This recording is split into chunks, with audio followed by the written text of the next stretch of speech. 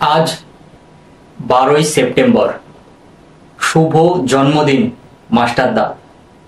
शुभ जन्मदिन বরুণ বিশ্বাস।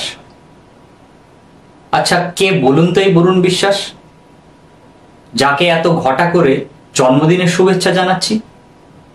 বরুণ বিশ্বাস কোনো ক্রিকেটার, নাকি কোনো অভিনেতা, নাকি কোনো সেলিব্রিটি? কে এই বরুণ বিশ্বাস?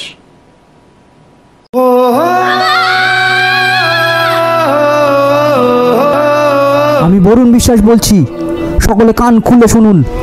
পুলিশের মাথার ওপর চড়ে বসে আছে ওই নেতারা, আর সেই নেতারাই পুষছে এই কুকুরগুলোকে। গত বেশ কয়েকদিনের মধ্যে আমাদের এই গ্রামে 30 জন মহিলা ধর্ষিতা হয়েছে।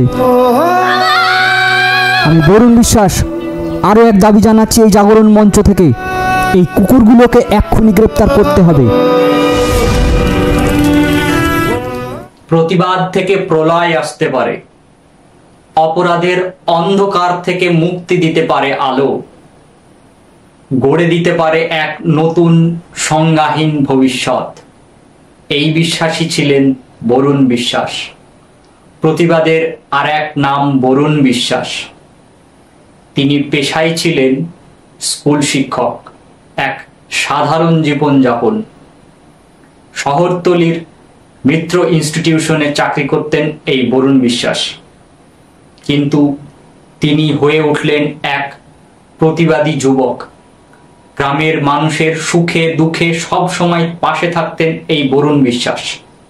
যেখানে অপরাধ সেখানেই প্রতিবাদের আওয়াজ তুলেছিলেন এই বরুণ বিশ্বাস।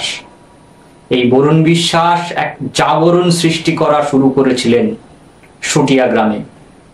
এই বরুণ বিশ্বাস প্রত্যেকটি দরিদ্র মানুষের দিশারি। এই বরুণ বিশ্বাস তার জীবনের উপার্জিত অর্থের বেশিরভাগটাই সাধারণ গরিব মানুষের পড়াশোনা থেকে সব কিছুতে তিনি সাহায্য করতেন। তারই নাম বরুণ বিশ্বাস। আজকে এই বরুণ বিশ্বাসকে আমাদের মনে করতে হবে। কেন মনে করতে হবে? আজকের পরিস্থিতি আর তখনের পরিস্থিতি কোথায় যেন মিল পাওয়া যাচ্ছে।